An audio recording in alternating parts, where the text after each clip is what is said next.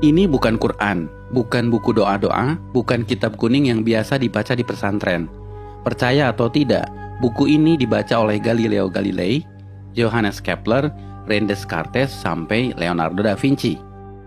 Judul aslinya dalam bahasa Arab adalah Al-Manazil, tapi kemudian diterjemahkan ke bahasa Latin menjadi Book of Optics. Ini adalah buku sains paling berpengaruh dalam sejarah sains di Eropa, bahkan seluruh dunia dalam bidang optik. Tanpa buku ini, mungkin sekarang tidak ada yang namanya kamera. Menariknya, buku ini usianya lebih dari 1000 tahun, tapi sampai sekarang masih relevan. Amazing is that we, all around the world, we talk about Newton as being the father of optics, and yet here we are, 1,000 years ago. Siapa penulis buku ini? Orang Barat menyebutnya Al-Hazen, sebutan Latin untuk Al-Haytham. Ya, beliau adalah Ibnu Al-Haytham, seorang ilmuwan muslim di abad ke-11, di mana ketika itu Islam sedang dalam masa keemasannya. Orang Barat menyebutnya the Islamic Golden Age. Allow me to introduce Ibn Al-Haytham, a great scientist whose ideas led to the invention of the camera. You invented the camera? Mungkin bagi kalian, Ibnu Al-Haytham bukan siapa-siapa. Bahkan banyak muslim yang tidak kenal beliau. Tapi di Eropa, beliau sangat terkenal, disejajarkan dengan Galileo dan Newton, karena beliau adalah peletak dasar ilmu tentang cahaya. Sehingga Ibnu Al-Haytham disebut sebagai The Fathers of Optics. Karena itu pada tahun 2015, UNESCO pernah mengadakan perayaan The International Year of Light untuk mengenang 1000 tahun karya Al-Haytham. I am pleased to partner with the international organization 1001 Inventions to launch the World of Ibn Al-Haytham Global Campaign to promote light science for the benefit of all. A groundbreaking scientist from 1,000 years ago, the life and work of Ibn Al-Haytham have never been as relevant as they are today. Salah satu temuan Ibnu Al-Haytham yang paling merevolusi pandangan sains dunia ketika itu adalah bagaimana beliau menjelaskan cara mata kita bekerja. Sebelum adanya beliau, para ilmuwan Yunani seperti Plato dan Euclid percaya bahwa mata mengeluarkan semacam sinar ke arah objek untuk bisa melihat. Hal itu kemudian dibantah oleh Ibnu Al-Haytham.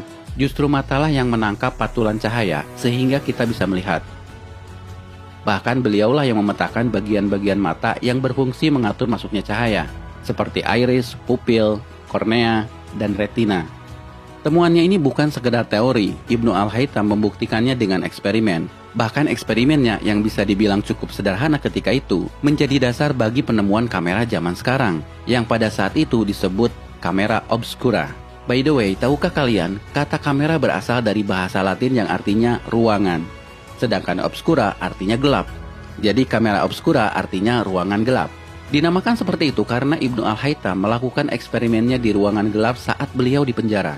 Beliau di penjara karena penguasa Mesir pernah memanggilnya untuk mengatasi banjir sungai Nil. Namun usahanya dianggap gagal dan sang raja marah, lalu memenjarakannya. Tapi saat di penjara inilah justru jadi momen bersejarah bagi Ibnu Al-Haytham dan bagi perkembangan dunia sains modern. Salah satunya adalah penemuan kamera obscura. We have a beautiful view of a nice church just outside the window here. Now, if I close this blinds,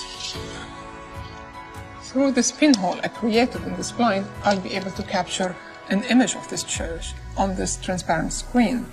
However, it's an inverted image, as Ibn al-Haytham explained and demonstrated. If I let this eye look through this pinhole, I'm gonna be able to see the image of the church again, invert it back on the retina. Kalau menurut kalian temuan Ibnu Al-Haytham ini biasa saja, perhatikan bahwa Ibnu Al-Haytham bukan sekedar menjelaskan cara kerja mata, tapi sifat dari cahaya itu sendiri. Beliaulah yang pertama membuktikan bahwa cahaya berjalan dalam lintasan lurus, sehingga beliau bisa menjelaskan pantulan cermin, pembiasan cahaya, dan fenomena-fenomena lainnya. Dan ini menjadi landasan penemuan semua teknologi yang melibatkan cahaya, seperti kabel optik, laser, komunikasi satelit, sampai akselerator partikel. I'm sort of wondering what Ibn al-Haytham would think doing experiments with candles and pinhole cameras. Well, he wouldn't even be able to imagine a world 1,000 years later. I think it's come a long way, but ultimately we're using exactly the same principles that he was thinking about back then. Itulah kenapa buku Al-Haytham ini menjadi sangat penting bagi perkembangan sains modern.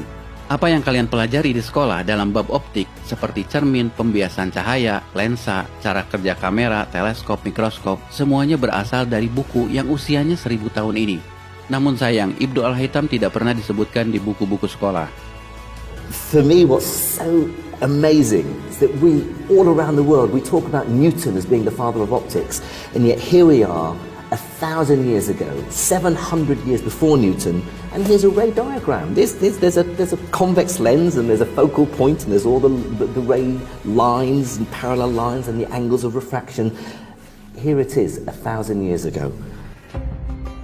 Dan kalian perlu tahu, buku yang beliau tulis tentang sains bukan hanya ini, tapi Ibnu Al-Haytham menulis lebih dari 200 buku. Dan bukan hanya tentang optik, tapi juga matematika, astronomi, dan engineering. Sayang, sebagian besar bukunya hilang. Ini adalah daftar buku-buku beliau yang terselamatkan. Sekali lagi, nama Ibnu Al-Haytham mungkin bagi kalian tidak populer, tidak sepopuler Newton atau Einstein. Tapi asal kalian tahu, nama Ibnu Al-Haytham atau Al-Hazan begitu pentingnya sampai nama beliau dijadikan nama salah satu kawah di bulan. Dan beliau juga diabadikan dalam mata uang Irak, 10.000 dinar. Dan ini adalah film yang diputar di perayaan di International Year of Light, kerjasama UNESCO dan 1001 Invention. Sebuah film yang mencoba menggugah kesadaran kita bahwa ada peran peradaban Islam dalam sains modern. I found a way of projecting an image onto another surface through a small hole in a dark room, later called camera obscura. Abbas ibn Farnas. He dared to dream about flying 1,000 years before the Wright brothers. Nah guys, dalam momen Ramadan ini, mari kita merenung. Jika kalian seorang muslim, tidak melulu harus pandai dalam urusan agama. Ibnu Al-Haytham adalah contoh bahwa seorang muslim juga bisa berperan dalam kemajuan peradaban dunia dalam ilmu pengetahuan. Karyanya melampaui batas agama, batas negara, bahkan batas waktu. His book changed everything, and he's regarded by many as being the father of modern optics. In fact, I'd go further than that and say he was the greatest physicist in the 2,000-year span between Archimedes and Isaac Newton.